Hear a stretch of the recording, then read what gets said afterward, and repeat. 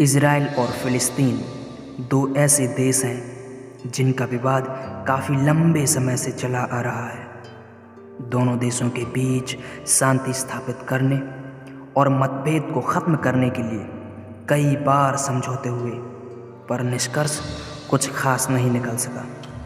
नमस्कार दोस्तों, मैं हूं गोपाल त्रिपाठी और आप देख रहे हैं टेक्निकल विश्लेषण।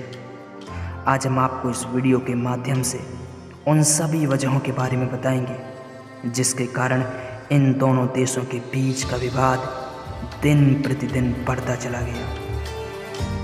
इज़राइल और फ़िलिस्तीन के बीच के मतभेद की शुरुआत ओटोमन साम्राज्य के खत्म होने के साथ होती है। इस दौरान पूरे यूरोप में राष्ट्रवाद का व्यापक प्रभाव देखा जा रहा था।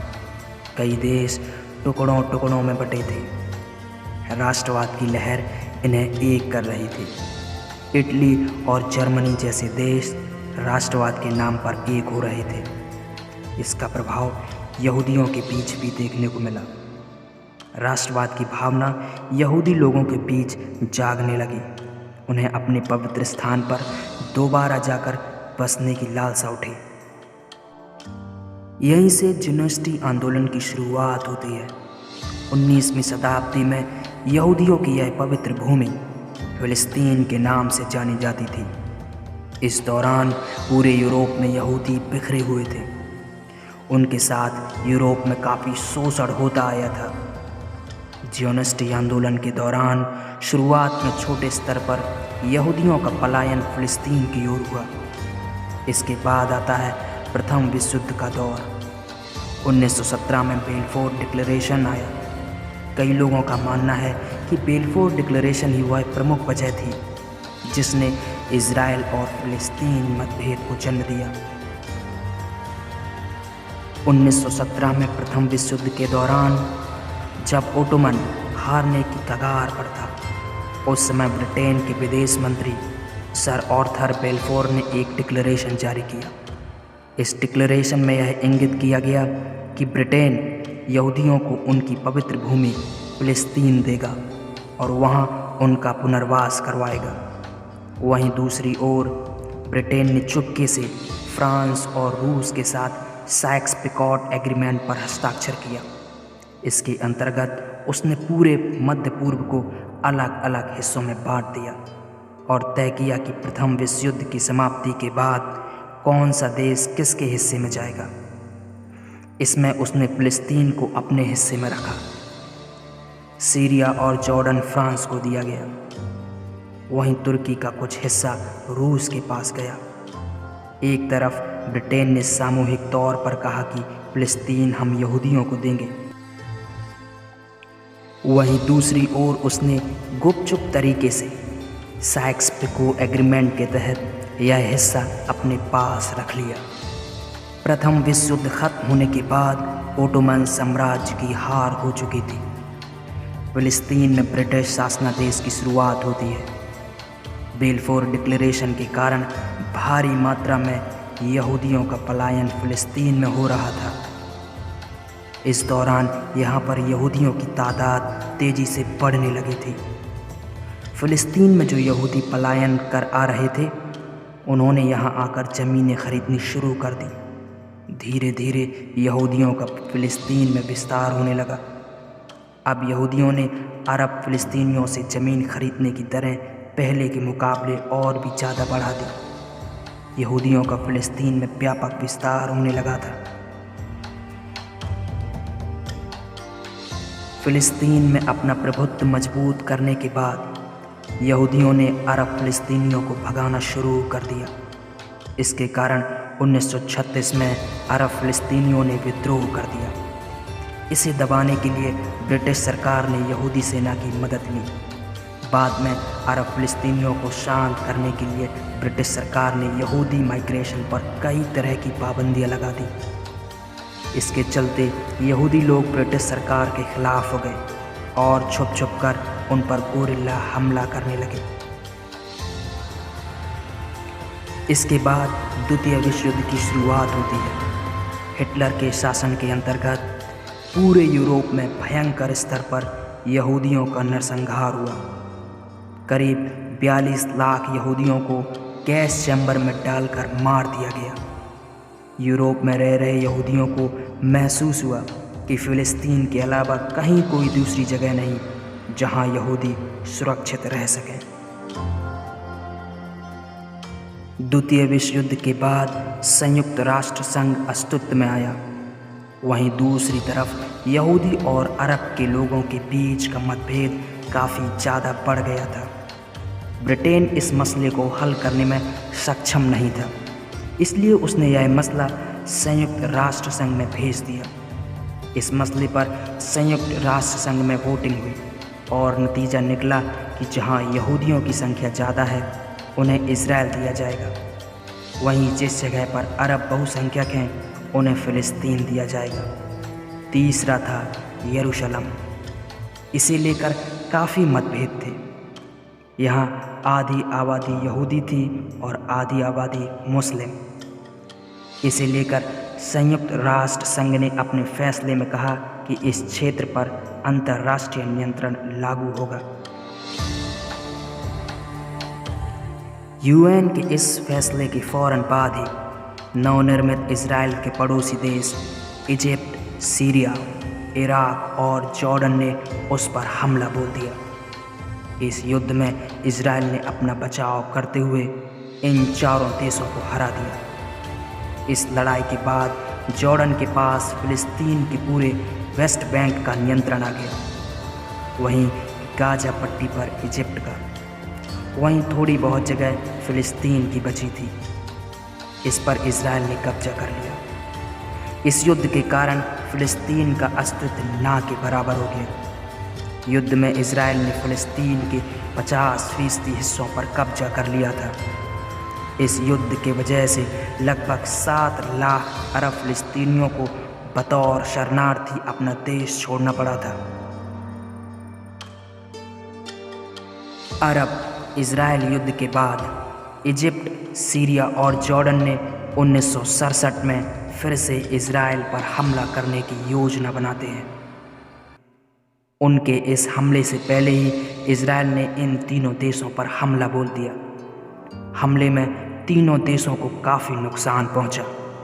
इस युद्ध में इजराइल ने सीरिया से गोलन हाइट, इजिप्ट से गाजा स्ट्रिप एवं सिनाई पेनिसुला और जॉर्डन से वेस्ट बैंक छीन लिया। बाद में कुछ अंतर्राष्ट्रीय समझौतों के कारण इजराइल को सिनाई पेनिसुला इजिप्ट को वापस करना पड़ा। उधर दूसरी तरफ इजराइल के पास पूरा फ़िलिस्तीन कब्जे में था। इस युद्ध को 6 डे वॉर के नाम से जाना जाता है। इजराइल का फ़िलिस्तीन पर पूरा नियंत्रण हो चुका था। इसके बाद फ़िलिस्तीनी लोग वेस्ट बैंक पर बढ़ रहे इजरायली सैन्यकरण, दमनकारी नीतियों के खिलाफ बोलना शुरू करते हैं। इसी कड़ी में यासिर अराफात ने एक संगठन की शुरुआत की जिसका नाम फ़िलिस्तीन लिबरेशन ऑर्गेनाइजेशन था। इस संगठन ने कई छोट-मोट बमबारी करी, विदेशों में स्थापित इजरायली एम्बेसी पर हमला किया, इजराइल के कई विमान हाईजैक किए। इस दौरान इस देश में हिंसा बढ़ने लगी थी। तत्पश्चात एक बहुत बड़ा परिवर्तनकारी दौर आता है।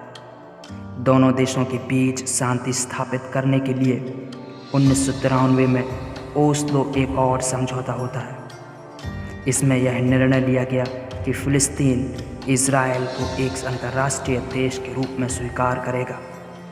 वहीं दूसरी ओर इजराइल ने PLO को फ़िलिस्तीनी लोगों का प्रतिनिधि माना। इस समझौते में यह भी निर्णय लिया गया कि फ़िलिस्तीन सरकार वेस्ट बैंक और गाजा स्ट्रिप को लोकतांत्रिक ढंग से नियंत्रित करेगी। इस समझौते के लिए इजराइल के विट्ज़स्टॉक राबेन और फ़िलिस्तीन के यासिर अराफात को शांति का नोबेल पुरस्कार दिया गया था। गौरतलब बात यह है कि समझौता 5 साल के लिए किया गया था। इसके बाद दोबारा शांति समझौते के लिए कैंप डेविड II सन 2000 में इजराइल और फ़िलिस्तीन एक मंच पर आए। दोनों देशों के बीच इस समझौते में कोई ख़ास सहमति नहीं बन पाई। इसके चलते यह शांति समझौता टूट गया।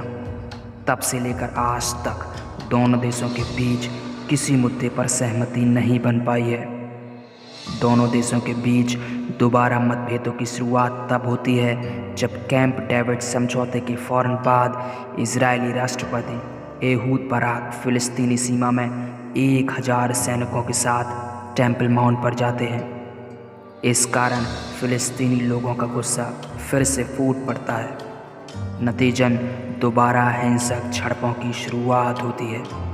यह हिंसक गतिविधियां पहले के मुकाबले ज़्यादा खतरनाक और उग्र थीं। इसमें 1000 यहूदियों की जानें गईं तो वहीं 3200 फिलिस्तीनियों को अपनी जान गंवानी पड़ी। ये घटनाक्रम सन 2000 से 2005 तक चलता रहा। इसके बाद 2005 में इजराइल ने अपनी नीतियों में कई बड़े बदलाव किए। उसने गाजा से अपने 8000 सैनिकों को हटा दिया और इसके बाद होता है हमास का उत्थान। हमास, जिसको वर्तमान परिप्रेक्ष्य में आतंकवादी संगठन की संज्ञा दी जाती है। फिलिस्तीन के गाजा में हमास राजनीतिक पार्टी का उदय होता है। वहीं दूसरी ओर PLO से जुड़ी पार्टी फतह हमास को सरकार में लेने से मना कर देती है। इसके बाद 2007 में हमास का पूरी तरह गाजा पर नियंत्रण हो जाता है।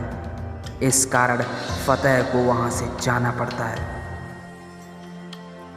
हमास के उत्थान से फिलिस्तीन की राजनीति में दोहरीकरण आता है।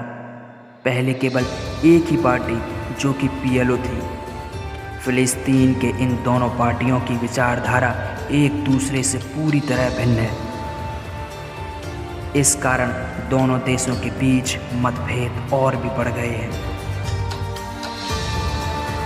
हमास गाजा पट्टी में राइट विंग विचारधारात्मक पार्टी है। उग्र राष्ट्रवाद के नशे में चूर हमास गाजा पट्टी से इजराइल पर खतरनाक रॉकेटों से हमला करता रहता है। इस हमले में अब तक इजराइल के कई नागरिकों की जानें चली गई हैं। इस कारण इजराइल ने गाजा को पूरी तरह लॉक कर रखा है। इजराइल का कहना है कि ईरान जैसे देश गाजा में इजिप्ट के रास्ते हथियारों की सप्लाई करते हैं ताकि इजराइल की अखंडता तोड़ी जा सके। इजराइल द्वारा गाजा पट्टी ब्लॉकेड को किए जाने से गाजा के हालात दिनों दिन खराब होते जा रहे हैं। बेरोजगारी दर 40% से भी ऊपर पहुंच चुकी है। बिजली पानी की समस्या काफ़ी ज़्यादा है। यही स्थिति आज भी बरकरार है। हाल ही में अमेरिका में इजराइल और फिलिस्तीन के विवाद को सुलझाने के लिए पीस प्लान लेकर आया था। इसे फिलिस्तीन ने अस्वीकार कर दिया। वहीं अब भी दोबारा इजराइल और फिलिस्तीन के बीच हिंसक झड़पें हो रही हैं। इजराइल दुनिया का एकमात्र ऐसा देश है जिसके ऊपर हमला करने से पहले अमेरिका और रूस जैसे बड़े बड़े देशों को भी 100 बार सोचने पर मजबूर होना पड़ेगा। इजराइल हथियारों की टेक्नोलॉजी के साथ साथ कृषि टेक्नोलॉजी भी पूरी दुनिया को देता है और उस टेक्नोलॉजी से अच्छे खासे पैसे भी कमाता है।